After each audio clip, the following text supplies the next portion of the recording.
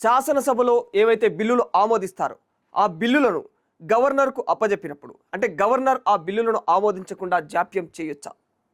Governor వాటిని మళ్ళీ return పంపొచ్చా? శాసనసభకు మళ్ళీ రిటర్న్ పంపిస్తే వీళ్ళు సరిచేసి మళ్ళీ ఒకవేళ గవర్నర్కి ఇస్తే గవర్నర్ వాటిని మరి పునఃపరిశీలించి వాటికి సంబంధించి తుది నిర్ణయం తీసుకోవాలా, లేకపోతే దాన్ని అలాగే పెండింగ్లో పెట్టొచ్చా? పెండింగ్లో పెడితే ఏం జరుగుతుంది? ఇక పెండింగ్లో పెట్టకుండా ఇంకొక విషయం, దాన్ని రాష్ట్రపతికి ఫార్వర్డ్ చేస్తే అప్పుడు రాష్ట్రపతి దాన్ని విచారిస్తుందా? విచారించి ఒకవేళ పొరపాటు ఉంటే మళ్ళీ అవి తిరిగి అసెంబ్లీకి పంపిస్తారా? ఒకవేళ అసెంబ్లీలో మళ్ళీ దాన్ని రీవెరిఫై చేసి మళ్ళీ రాష్ట్రపతికి పంపిస్తే రాష్ట్రపతి కూడా వాటిని నిజంగానే అంటే దానిపైన ఒక క్లారిటీ ఇవ్వకుండా వాటిని పెండింగ్ పెట్టొచ్చా అలాంటి బిల్లులను అనే దానిపైన మనం ఇప్పుడు ప్రశ్నించుకుందాం. అంటే ఈ ఇష్యూ పైనే ఎక్కువగా మన ఇండియాలో ఖచ్చితంగా అంటే ఇప్పుడు ప్రస్తుతం ఉన్న సిచ్యువేషన్లో ఏవైతే సుప్రీంకోర్టు జడ్జిలకు కావచ్చు, ఇక రాష్ట్రపతికి తమిళనాడు గవర్నర్కి మధ్య ఈ వ్యవహారం అంతా చుట్టూ తిరుగుతూ ఉంది. అయితే ఈ వ్యవహారం చుట్టూ ఆర్టికల్ 200 చక్కర్లు కొడుతుంది. అసలు ఆర్టికల్ 200 అంటే ఏమిటి? ఈ ఆర్టికల్ 200 ఏం చెబుతుంది? ఈ విషయాలన్నీ మనం ఈరోజు క్లుప్తంగా తెలుసుకునే ప్రయత్నం చేద్దాం. ఎందుకంటే ఇది సాదాసీదా అంశం కాదు. ఇక ఇప్పుడు తెలంగాణలో కూడా ఈ అంశం చాలా సున్నితంగా మారిపోయింది. ఎందుకంటే ఈ శాసనసభలో తీసుకున్నటువంటి ఏ నిర్ణయమైనా గవర్నర్కు ఆమోదానికి పంపుతారు. అక్కడ గవర్నర్ వాటిని ఆమోదించకుండా జాప్యం చేస్తూ ఉంటే ఇక రాష్ట్ర ప్రభుత్వాలు ఏం చేయాలి? అంటే ప్రజలకు ఏ విధమైనటువంటి సమాధానాలు చెప్పాలి అన్న కోణంలో తమిళనాడు రాష్ట్ర ప్రభుత్వం తమిళనాడు గవర్నర్ల పైన అంటే రాష్ట్రపతి పైన అంటే వీళ్ళు నిర్ణయాలు తీసుకోలేరని చెప్పేసి ఇక వీటిపైన వీళ్ళ జాప్యం పైన సుప్రీంకోర్టులో వీళ్ళు ఛాలెంజ్ చేశారు. తమిళనాడు గవర్నర్ పైన ఈ రాష్ట్రపతి పైన వీళ్ళు ఎవరు? తమిళనాడు ప్రభుత్వం.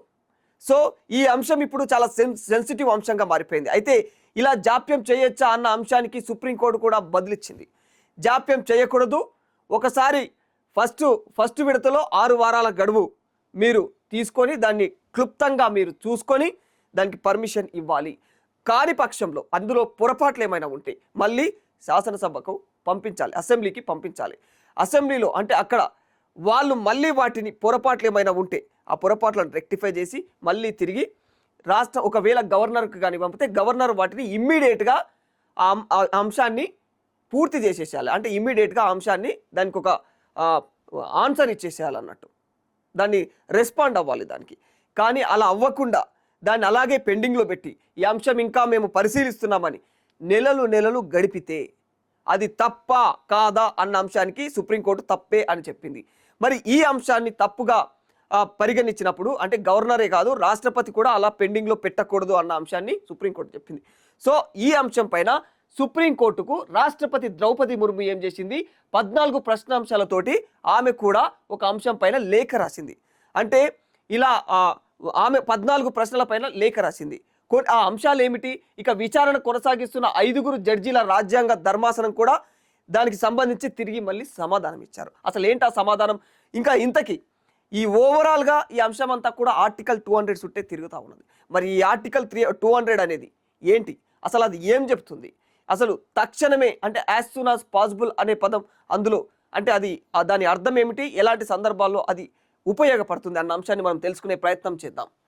ముందుగా మనం చూసినట్లయితే ఖచ్చితంగా తమిళనాడు ప్రభుత్వం కేసులో గవర్నర్ల అధికారాలపైన అంటే సర్వోన్నత న్యాయస్థానం ఈ ఏడాది ఏప్రిల్లో ఇచ్చినటువంటి తీర్పు ఏదైతే ఉందో అది రాజకీయ వర్గాల్లో తీవ్రమైనటువంటి చర్చకు దారితీసింది.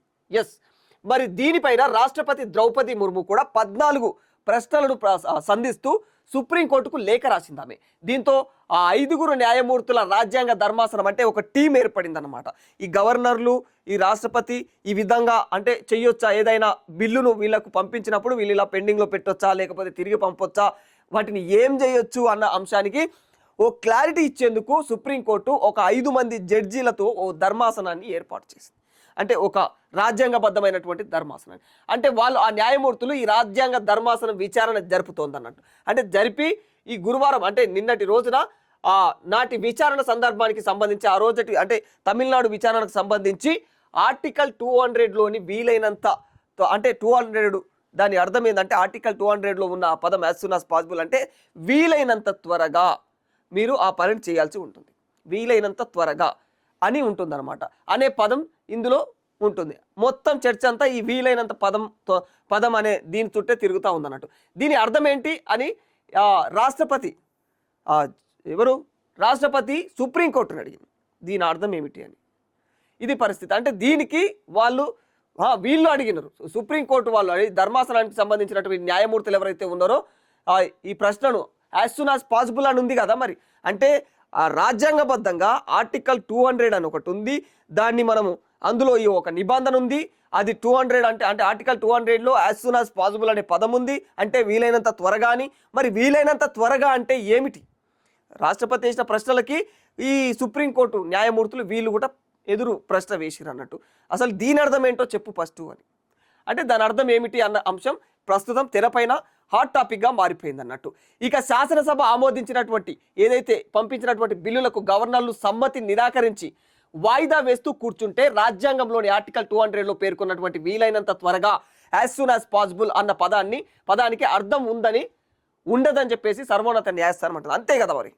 అంటే ఏదైతే శాసనసభలు ఆమోదించినటువంటి బిల్లులు ఉన్నాయో ఆ బిల్లులను యాజ్ సూన్ అంటే వీలైనంత తొందరగా వాళ్ళు అమలు చేయకుండా, అంటే తొందరగాని కాదు వాటిని పరిశీలించి అమలు చేయకుండా అదే విధంగా ఉంటే ఏంటి పరిస్థితి? అట్లా దానికి అర్థం అంటే అట్లానే ఉన్నప్పుడు దాన్ని పరిశీలించలేనప్పుడు, దాన్ని సాల్వ్ చేయలేనప్పుడు మరి ఆర్టికల్ 200లో యాజ్ సూన్ యాజ్ పాసిబుల్ అని ఉంది. మరి దాని అర్థం ఏమిటి? అసలు అది ఎందుకు? అసలు ఈ ఆర్టికల్ 200కు మనం ఏం గౌరవం ఇస్తున్నాం, అసలు ఏంటి ఏం విలువ ఇస్తున్నాం అన్న కోణంలో ఇక్కడ ధర్మాసనం వీళ్లను ప్రశ్నిస్తూ ఉందన్నమాట. రాష్ట్రపతి ప్రభుత్వాలు కూడా పంపినటువంటి బిల్లులకు ఆమోదం తెలిపే విషయంలో రాష్ట్రపతి కావచ్చు, గవర్నర్లు కావచ్చు, కోర్టులు గడువు విధించగలవా? ఈ ప్రశ్నను ఎవరు అడుగుతారు? రాష్ట్రపతి ద్రౌపది ముర్ము తన లేఖలో ఆ అంశాన్ని లేవనెత్తింది. అంటే ఎవరు? ఈ యొక్క రాష్ట్రపతి కానీ గవర్నర్లు కానీ కోర్టులకు గడువులు విధించగలవా అన్న అంశాన్ని ఈమె రాష్ట్రపతి ద్రౌపది ముర్ము తన లేఖలో ఈ అంశాన్ని తీసుకొచ్చారు. అయితే సుప్రీంకోర్టు ప్రధాన న్యాయమూర్తి జస్టిస్ బిఆర్ గవాయ్ నేతృత్వంలోని 5 సభ్యుల రాజ్యాంగ ధర్మాసనం కూడా ఈ వ్యాఖ్యలకు వాళ్ళు సమాధానాలు ఇచ్చారనమాట. అయితే కేంద్రం మాత్రం రాష్ట్ర అసెంబ్లీ ఆమోదించినటువంటి బిల్లులు ఏవైతే ఉంటాయో ఆ బిల్లుల విషయంలో రాష్ట్రపతి లేదా గవర్నర్ చర్యలపైన మౌలికమైనటువంటి హక్కుల ఉల్లంఘన పేరుతో నేరుగా సుప్రీంకోర్టు ఏదైతే రిట్ జ్యూరిస్డిక్షన్ ఆర్టికల్ 32 ఏదైతే ఉందో ఆ 32 వినియోగించలేదని చెప్పేసి కేంద్రం వాదిస్తూ ఉందన్నమాట. వాస్తవానికి ఈ బిల్లుల ఆమోదం పైన రాజ్యాంగ రూపకర్తలు ఎవరైతే ఉంటారో ఆర్టికల్ 200లో తొలుత ఉన్న 6 వారాల గడువును తొలగించి దాని స్థానంలో యాజ్ సూన్ యాజ్ అంటే ఎందుకంటే ఇలాంటివి జరుగుతూ ఉన్నాయి జాప్యాలు ఓవరాల్గా. అంటే ఏదైతే శాసనసభలు ఆమోదించినటువంటి చట్టసభలు ఆమోదించినటువంటి ఏవైతే బిల్లులు ఉన్నాయో ఆ బిల్లులను వీళ్ళు పెండింగ్లో పెడుతూ పోతున్నారు. తమిళనాడులో చూసుకుంటే 2020 నుంచి 2023 వరకు తమిళనాడులో 2020 నుంచి తమిళనాడులో చూసుకుంటే దాదాపుగా అంటే 2020 నుంచి 2023 వరకు కూడా ఎన్ని బిల్లులు అయ్యా అంటే తమిళనాడు శాసనసభ ఏం చేసింది? తమిళనాడు గవర్నర్కి ఎన్ని బిల్లులు పంపిందయ్యా అంటే 20 బిల్లులను పంపితే దాదాపు 20 బిల్లులు కూడా పెండింగ్లోనే ఉన్నాయి. పెండింగ్లోనే పెట్టిండు గవర్నర్. అయితే ఈ అంశము చాలా అంటే అప్పటికి మళ్ళీ గవర్నర్ ఏం చేసిండు? ఇవి చాలా సెన్సిటివ్ అంశాలు, ఈ అంశాలను నేను తేల్చలేకపోతున్నా అంటే తేల్చలేని సిచ్యువేషన్లో ఏం చేసిండు? రాష్ట్రపతికి పంపించిండు. ఎవరికి? రాష్ట్రపతికి పంపించిండు. రాష్ట్రపతి ఏం చేసిండు? ఇందులో రాష్ట్రపతి ఏం చేసింది? ఈ 20 అంశాలు ఏవైతే ఉన్నాయో ఈ 20 అంశాలలో 10 అంశాలకు ఇంకా అంటే 10 అంశాలను కూడా పెండింగ్లోనే పెట్టింది అన్నట్టు. 10 అంశాలకు ఎలాంటి క్లారిటీని ఇవ్వలేదు. సో ఈ 10 అంశాలు కాస్త అంటే వీటిపైన ఏవైతే పెండింగ్లో ఉన్నాయో కోర్టు కూడా ఈ రాష్ట్రపతి వరకు వెళ్ళినటువంటి ఈ 10 అంశాలనే సీరియస్గా తీసుకుంది. అక్కడ తమిళనాడు ప్రభుత్వం కూడా ఈ 10 అంశాలపైనే ఛాలెంజ్ చేసింది సుప్రీంకోర్టులో. సో ఇప్పుడు ఈ అంశం ఇట్లా తిరిగి ఇట్లా అక్కడిక్కడ తిరిగి మొత్తానికి రాష్ట్రపతికి గవర్నర్కి మధ్యలో అంటే రాష్ట్రపతులు గవర్నర్లు ఇలా చేయొచ్చా అన్న అంశాన్ని తెరపైకి చాలా స్ట్రాంగ్గా తీసుకొని వచ్చినాయి అన్నట్టు. ఇక ఏదైతే పరిస్థితులు అంటే ఆర్టికల్ దీని ప్రకారము దానికి సంబంధించి యాజ్ సూన్ యాజ్ పదాన్ని చేర్చని ధర్మాసనం పేర్కొంది. ఇక దీన్ని విస్మరించి బిల్లులను గవర్నర్లు నిరవధికంగా వాయిదా వేస్తూ కూర్చుంటారా అనేది ప్రధాన అంశంగా మారిపోయింది. ఇది వాస్తవం. అంటే ఇలాంటి బిల్లులను ఇలా వాయిదాలు వేస్తూ కూర్చోవచ్చా నెలల తరబడి అనేది ఇప్పుడు చాలా ప్రధానమైనటువంటి అంశంగా మారిపోయింది. రాజ్యాంగంలోని ఆర్టికల్ 200 ప్రకారం, అసలు రాజ్యాంగంలోని ఆర్టికల్ 200 ఏం చెప్తుంది? అంటే 200 ప్రకారము బిల్లులకు సమ్మతి తెలపడం ఒకటి. రాజ్యాంగంలోని ఆర్టికల్ 200 ఏం చెప్తుంది? గవర్నర్కు కానీ, అంటే ఎప్పుడైనా గవర్నర్కు ఈ అంశాన్ని ఏదైనా చట్టసభల్లో ఏదైనా అంశాన్ని పంపించినప్పుడు ఒకటి ఓకే చెప్పడం, సమ్మతి చెప్పడం. రెండవది సమ్మతి నిరాకరించడం. సమ్మతి ఇన్ ద సెన్స్ అంటే ఆ యొక్క అనుమతించడము, అనుమతిని నిరాకరించడం. అక్కడ సమ్మతిని నిరాకరించడం. ఇక పునఃపరిశీలించడం మళ్ళీ ఒకసారి. అంటే వీళ్ళు మరి తిరిగి పంపడం, అక్కడ చట్టసభలకు పంపిన తర్వాత పంపుతాడు గవర్నర్, నచ్చకపోతే వాళ్ళు సవరించి తిరిగి పంపించినప్పుడు పునఃపరిశీలించాలి. ఇందులో ఉన్న అంశం అసెంబ్లీకి పంపడం, పునఃపరిశీలించడం కోసము అసెంబ్లీకి పంపడం. ఇక రాష్ట్రపతి పరిశీలనకు ఏది పంపడం అనే 4 అవకాశాలు కూడా గవర్నర్కి. ఈ అంశాలు ఏమేమి అంశాలు అయ్యా అంటే ముఖ్యంగా ఈ గవర్నర్కు ఉండేటువంటి అంటే ఆర్టికల్ 200 ఏం చెప్తుంది? ఆర్టికల్ 200 అనేది ఏం చెప్తా ఉన్నది?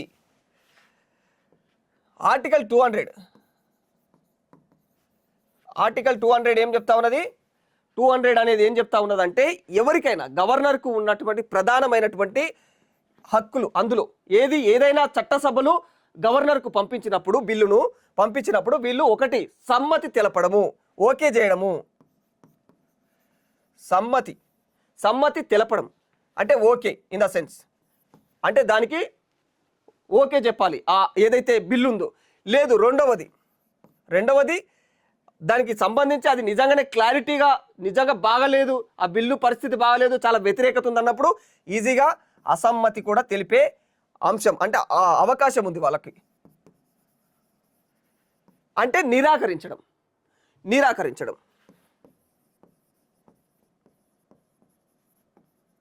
నిర్మోహమాటంగా నిరాకరించడం. 2 అంశాలు. ఈ నిర్మోహమాటంగా నిరాకరించడం అనే అంశము చాలా సెన్సిటివ్ది. ఎందుకంటే అంత ఈజీగా దాన్ని నిరాకరించలేరు అన్నట్టు. దానికి ఇంకా నియమ నిబంధనలు ఉంటాయి. ఎందుకు నిరాకరించవలసి వచ్చింది అనే దానికి సమాధానాలు చెప్పే రీతిలో ఉండాలి. చెప్పే రీతిలో లేనప్పుడు నిరాకరించడం అసాధ్యమవుతుంది. సో నిరాకరించే అవకాశం కూడా గవర్నర్కు ఉంటుంది. గవర్నర్కే కాదు రాష్ట్రపతికి కూడా ఇవే అంశాలు వర్తిస్తాయి. ఇక 3వది, అందులో ఏదైనా పొరపాటు ఉంటే దాన్ని ఆ అంశాన్ని పునఃపరిశీలించడం కోసము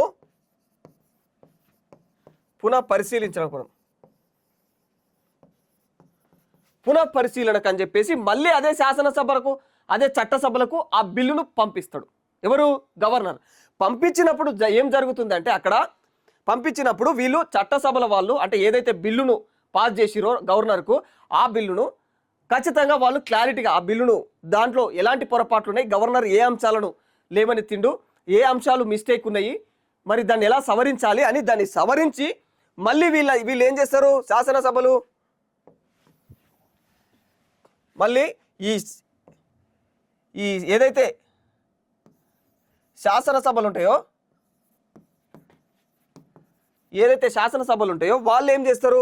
వాళ్ళు తిరిగి మళ్ళీ ఆ అంశాన్ని పరిశీలించి మళ్ళీ గవర్నర్కు పంపిస్తారు.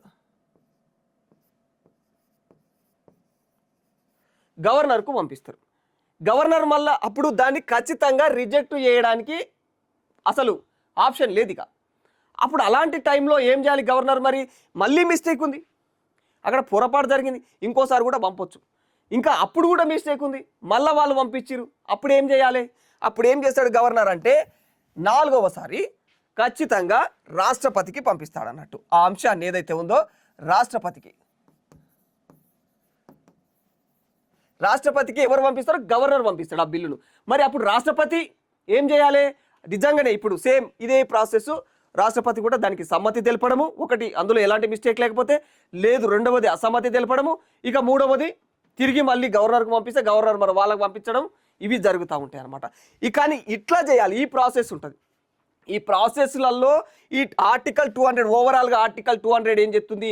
ఈ అంశాలతో పాటు అంటే ఏవైతే ఈ రూల్స్ ఉన్నాయో ఈ రూల్స్ను పాటిస్తూ యాజ్ సూన్ ఇంతకు ముందు ఎలా ఉంటుండే అంటే ఏదైనా అంశాన్ని గవర్నర్కు పంపితే, రాష్ట్రపతికి పంపితే 6 వారాల పాటు 6 వారాల పాటు టైం తీసుకొని దాన్ని పరిశీలించి ఓకే చేయొచ్చు. ఇప్పుడు ఈ అంశం వల్ల ఏమవుతుందంటే నెలలు గడువు పొడిగించేస్తూ ఉన్నారు వీళ్ళు. కాబట్టి ఇక ఇది అయ్యే పని లాగా లేదని చెప్పేసి ప్రస్తుతం ఇదే అంశాన్ని ఏం చేసిర్రు అయ్యా అంటే యాజ్ సూన్ యాజ్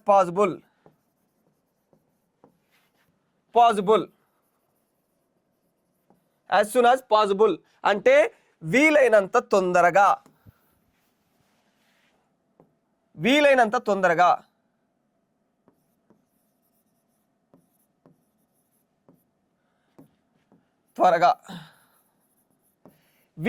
త్వరగా ఏం చేయాలి, దానికి సంబంధించి అంటే వీళ్ళు వీలైనంత త్వరగా ఏదైతే బిల్లును పంపించారో ఆ బిల్లుకు సంబంధించి వీళ్ళు సమాధానాలు ఇవ్వాలి. సో ఇప్పటికీ కూడా అంటే 2020 నుంచి 23 వరకు జరిగినటువంటి ఏవైతే శాసనసభలు వీళ్ళకి ఏవైతే చట్టసభలు వీళ్ళకి ఏవైతే బిల్లులను వీళ్ళకి పంపించారో ఆ బిల్లులు వీళ్ళు ఖచ్చితంగా వాటికి క్లారిటీ ఇవ్వకుండా సమ్మతి తెలపకుండా వాటిని పెండింగ్లో పెట్టేసారు.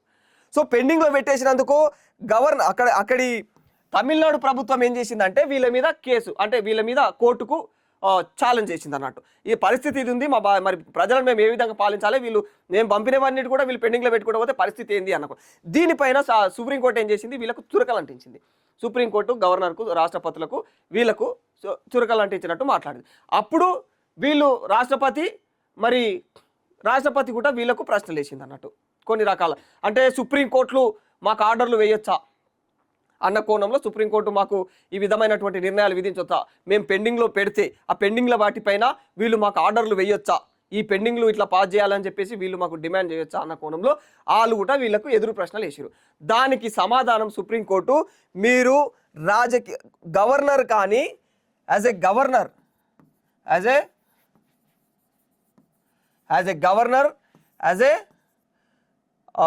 రాష్ట్రపతి అంటే ఒక రాష్ట్రపతి కానీ గవర్నర్ కానీ ఖచ్చితంగా ఏ విధంగా ఉండాలి, ఖచ్చితంగా రాజకీయ ధోరణితో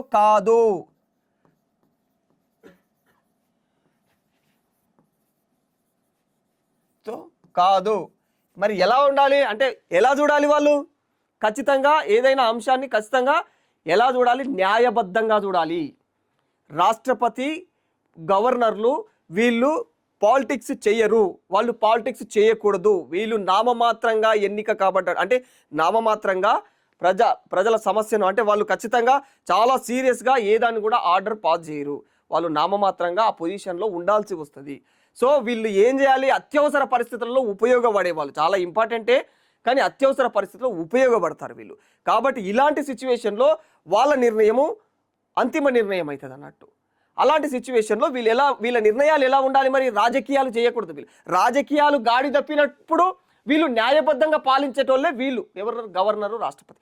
మరి ఇలాంటి వాళ్ళు రాజకీయాలు చేస్తూ ఉన్నారు, రాజకీయాలు చేయడం వల్లనే మా బిల్లులు పెండింగ్లో పడతా ఉన్నాయి అనేది తమిళనాడు ప్రభుత్వం యొక్క వాదన. ఈ వాదనకు రాష్ట్రపతి అంటే ఆర్టికల్ 200 ఏం చెప్తా ఉంది అయ్యా అనేది ఈ అంశం. అంటే ఆర్టికల్ ఓవరాల్గా అర్థమైంది అనుకుంటాను. ఆర్టికల్ 200 అనే అంశం ఎందుకు తెరపైకి పదే వస్తుంది, యాజ్ సూన్ యాజ్ పాసిబుల్ వీలైనంత త్వరగా అనే పదం తెరపైకి ఎందుకు వచ్చింది, ఇక అక్కడ ఏర్పడినటువంటి సమస్య ఏమిటి తమిళనాడులో, ఇక ఇదే సమస్య ఇప్పుడు ప్రస్తుతం తెలంగాణలో ఏర్పడింది. ఏది, బీసీల 42% రిజర్వేషనా, ఏదైతే బీసీ 42% రిజర్వేషన్ ఉందో, ఏదైతే బీసీల 42% రిజర్వేషన్ తెలంగాణలో బీసీల 42% రిజర్వేషన్ ఉందో అది కూడా ఇదే పరిస్థితి. ఎందుకంటే ఇప్పటికే పంపించినా కూడా గవర్నర్కు పంపిస్తే గవర్నర్ రాష్ట్రపతికి పంపించారు. మనోళ్ళు ఏం చేసారు, చట్టసభలో వీళ్ళు ప్రభుత్వం ఏం చేసింది, తెలంగాణ ప్రభుత్వం చట్టసభలో 42% రిజర్వేషన్ కోసము బీసీలకు కావాలని చెప్పేసి గవర్నర్కి ఇచ్చింది. చట్టసభలో ఓకే చేసేసి వీళ్ళు అక్కడ పంపిస్తే వీళ్ళు గవర్నర్ ఏం చేసిండు, ఈయన అక్కడ ఎవరికి, రాష్ట్రపతికి, ద్రౌపది ముర్ముకు పంపించారు. రాష్ట్రపతి ఇంకా దానిపైన క్లారిటీ ఇవ్వలే. మరి ఎందుకు ఇవ్వట్లేదు ఈ అంశాలన్నిటిపైన, దేశంలో ఇలాంటి అంశాలను మీరు సెన్సిటివ్ అంశాలను ఎందుకు పెండింగ్లో పెడుతారు, అవుతుందా కాదా అనేది మీరు క్లారిటీ ఇవ్వాలి. కాని పక్షంలో రిటర్న్ పంపించి దాంట్లో సవరణలకు ఇవి చేసుకోర్రి అనే క్లారిటీ ఇవ్వాలి. ఆ దానికి వీళ్ళు ఒప్పుకోలేరా, మళ్ళీ నీకు పంపించిరా అనే అంశం కూడా సీరియస్గా తీసుకొని దానికి ఒక క్లారిటీ ఇవ్వాలి. ఎప్పుడు యాజ్ సూన్ యాజ్ పాసిబుల్, చాలా వీలైనంత త్వరగా అనేది, అది వీలైనంత త్వరగా ఖచ్చితంగా ఇవ్వాలి అని సుప్రీంకోర్టు అంటుంది. అలా ఎలా ఇస్తారు అన్నదానికి రాష్ట్రపతి ప్రశ్నించింది. అలా ఎలా ఇవ్వరు? మరి ఆర్టికల్ 200 ఏం చెప్తుంది? ఆర్టికల్ 200లో యాజ్ సూన్ యాజ్ పాసిబుల్ అంటే ఏమిటి, దానికి అర్థం ఏమిటి అని సుప్రీంకోర్టు ధర్మాసనం 5 సభ్యులు ఎవరైతే ఉన్నారో వాళ్ళు ఇక్కడ ప్రశ్నిస్తూ ఉన్నారనమాట. సో ఇదంతా ఓవరాల్గా ఇట్లా చక్కర్లు కొడుతుంది. ఇక్కడ ప్రజలు కూడా ఈ విషయంలో చాలా అంటే కన్ఫ్యూజన్ ఏర్పడింది అనమాట. జనాలకు కూడా, చూసే వాళ్ళకు కూడా, అక్కడ ఓవైపు ప్రభుత్వాలకు కూడా అర్థం కాని పరిస్థితి ఏర్పడి అసలు ఏం జరుగుతుందని ఆయన అన్నట్టు. అసెంబ్లీ ఆమోదించినటువంటి బిల్లుకు సమ్మతి తెలిపే అంశంలో మొదట ఆ 6 వారాల గడువు, తర్వాత వీలైనంత త్వరగా మార్చేశారు దాన్ని. ఇక రాజ్యాంగ రూపకర్తలు ఎవరైతే ఉన్నారో దీన్ని తక్షణమే అని దాన్ని భావించారు. అప్పుడు దీన్ని మనం పక్కన పెట్టగలమా అని సుప్రీంకోర్టు ప్రధాన న్యాయమూర్తి జస్టిస్ గవాయ్ ప్రశ్నిస్తూ ఉన్నారు అనమాట. జస్టిస్ గవాయ్ వీళ్ళని ప్రశ్నిస్తూ ఉన్నాడు. మరి అలా పక్కన పెట్టవచ్చా? దాని అర్థం ఏమిటి? మరి అసలు ఆర్టికల్ ఉండేమిటి? మనకు రాజ్యాంగం మనకు అంత స్వేచ్ఛనిచ్చినప్పుడు, ఆర్టికల్ను మనకు ప్రసాదించినప్పుడు ఆర్టికల్ ప్రకారం రూల్ ప్రకారం పోవాలి కదా, యాజ్ ఏ న్యాయబద్ధంగా వెళ్ళాలి కదా అనేది. మరి దానికే వీళ్ళు మనం దానికి ఏం గౌరవిస్తున్నట్టు? ఆర్టికల్ 200కు మనం ఇచ్చే రెస్పెక్ట్ ఏంటి, రాజ్యాంగానికి మనం ఇచ్చే గౌరవం ఏంటి అనేది ప్రశ్న ఓవరాల్గా లేచింది అన్నట్టు. ఇప్పుడు ఓవరాల్గా ఇదే తతం. గవర్నర్ లేదా రాష్ట్రపతి నామమాత్రపు ప్రభుత్వ పెద్ద మాత్రమేనని, వారికి ఏదైతే విస్తృత స్వతంత్ర వివేచన అధికారం లేదనిది రాజ్యాంగ రూపకర్తల ఉద్దేశం అని సింఘ్వి అభిప్రాయపడ్డారు. అయితే ఆర్టికల్ 200లోని 3 మార్గాల్లోని అంటే ఖచ్చితంగా వీళ్ళు నామమాత్రంగా ప్రభుత్వ పెద్దలు మాత్రమే, ప్రభుత్వానికి నామమాత్ర పెద్దలు మాత్రమే, అట్లా అని చెప్పేసి ప్రభుత్వాలకి అనుకూలంగా వీళ్ళు చెయ్యొద్దు, రాజకీయాలు చేయొద్దు అని చెప్పేసి ఇక్కడ ధర్మాసనం వీళ్ళకు ఎవరైతే ఉన్నారో ఈ ధర్మాసన పెద్దలు వాళ్ళు వీళ్ళకు చెబుతూ ఉన్నారనమాట. ఇది ఓవరాల్గా గవర్నర్కి 4వ ఎంపిక. అంటే బిల్లులను ఎవరైతే నిరవధికంగా ఆమోదించకపోవడం లేదని చేసి చెప్పేశారు. అయితే ఈ రకరకాల అంటే దీనిపైన, ఈ అంశం పైన మీరేమంటారు? అంటే ఆర్టికల్ 200 ప్రకారం యాజ్ సూన్ యాజ్ పాసిబుల్ తొందరగా అమలు చేసేసేయాలి ఏదైనా అని ఆర్టికల్ చెప్తుంది. సో మీరేమంటారు? గవర్నర్ని ఇలా పెండింగ్లో పెట్టొచ్చా? పెండింగ్లో పెడితే మరి రాష్ట్ర ప్రభుత్వాలు తీసుకున్నటువంటి నిర్ణయాలకు ఏం విలువిచ్చినట్టు? అసలు రాష్ట్ర ప్రభుత్వ విలువను పక్కన పెడితే రాజ్యాంగానికి ఏం విలువనిస్తున్నట్టు, ఆర్టికల్లను మనం ఏం విలువనిస్తున్నట్టు అనేది ప్రశ్నలు లేవనెత్తుతున్నారు. మరి ఈ అంశం పైన మీ అభిప్రాయం ఏంటో కామెంట్ రూపంలో తెలియజేయండి.